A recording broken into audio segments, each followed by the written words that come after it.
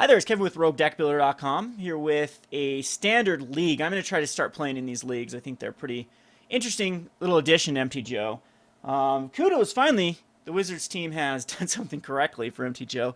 I like the idea of leagues because a person like me, it's very hard to commit 3-4 hours at a time to playing like a standard daily.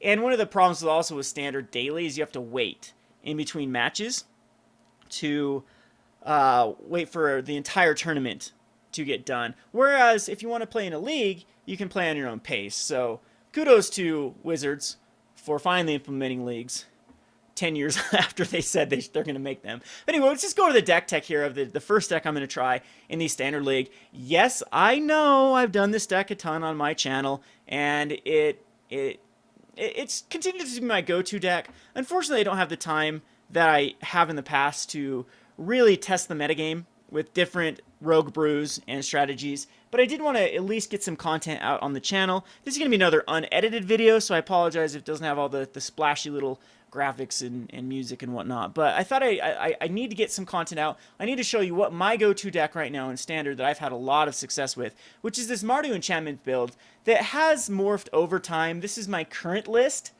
that I'm playing, and you never know when this list is going to be updated. There is a few, like there's cards like Duress and Wild Slash and kind of your typical white, red, and black cards that you see in other decks that could always be put in the sideboard. But as far as the main board is concerned, the whole idea behind Mardu Enchantments is cards like Silk Wrap, Stasis Snare, and the Quarantine Field being your basis for control.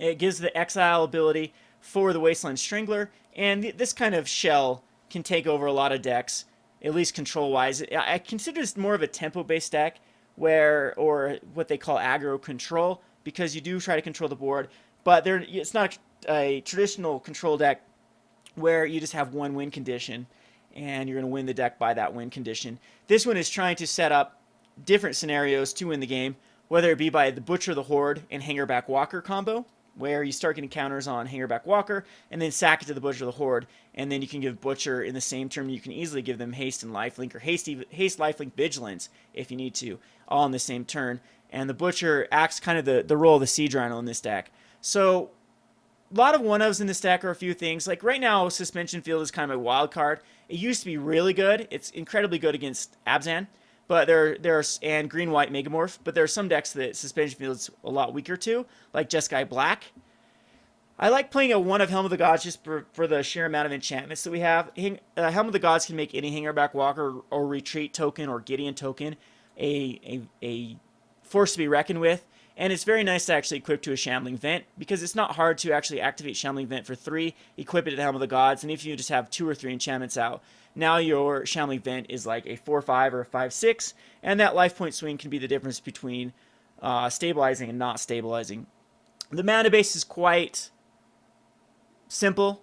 This gets better with the next expansion. We'll get another Manland. We'll also get the equivalent to the Smoldering Marsh in the form of the white red and the white black. So this deck is going to be a lot easier to fix the deck, and then we can actually play more fetch lands as well, rather than these Evolving Wilds and Caves of Close and Battlefield Forge. These would literally be the white red version of the Battlelands, and Evolving Wilds and a few of these basic planes would actually be switched out for the various fetch lands that could go get whatever color we need. So this deck's going to get a lot better than. Right now it's easy. The mana base is still fine. That's how spoiled we are in Standard. And that's one of the reasons I can't stand Standard at the moment.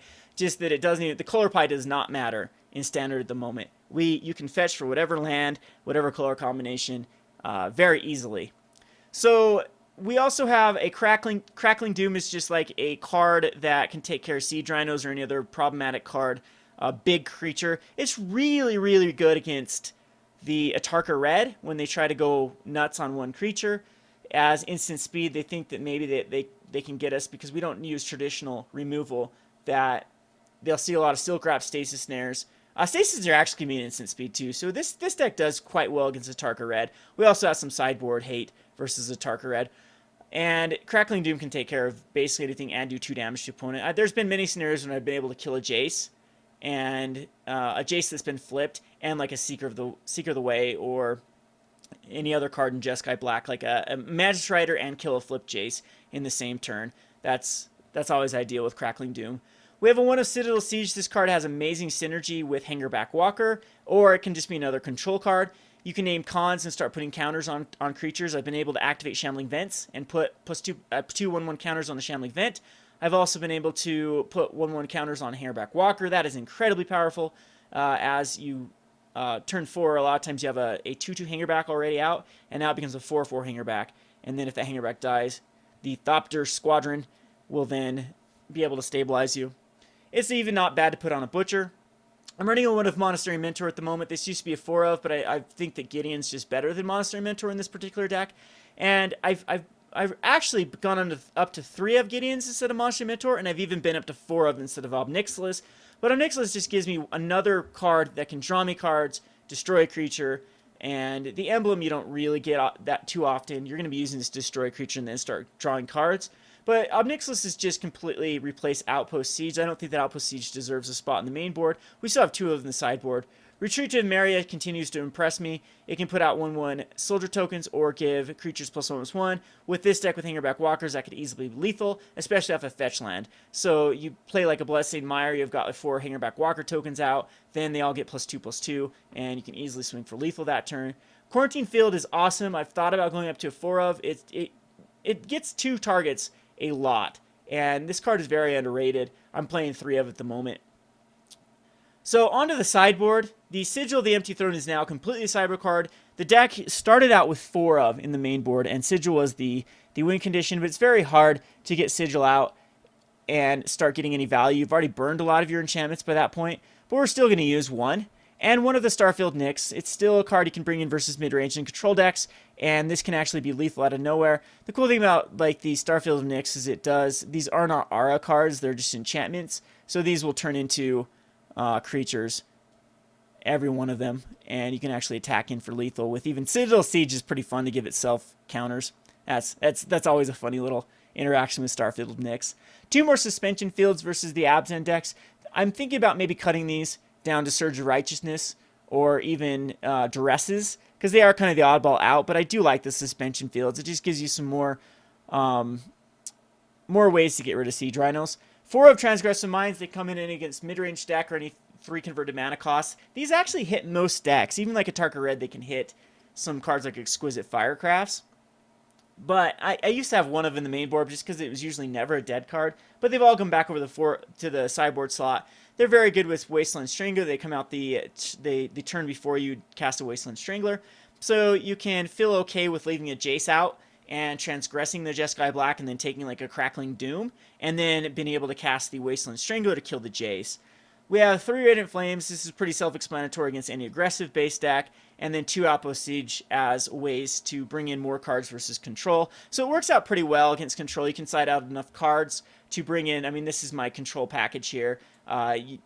These 11 cards, and then there's 11 cards usually you can take out, like Silk Wrap, Suspension Fields, Stasis Snares, and you keep in the Quarantine Fields, and then it works out very well, just the switch in and out. So you never really feel dead with this deck. You don't really have a horrible matchup. The worst matchup is Eldrazi Ramp, but it's not unwinnable. It's tough, but it's not unwinnable. Other than that, all the other decks are pretty much 50-50 or higher in your advantage. And it runs very similar to Esper tokens, Bant tokens, and some of these other enchantment-based decks. But I think Mardu has more of the complete package. Huge fan of Butcher of the Horde, huge fan of Radiant Flames and Crackling Doom, and I think it's worthwhile to splash in the red rather than a different color. So we'll play some league matchups. This is Kevin with RogueDeckBuilder.com. Thanks for watching.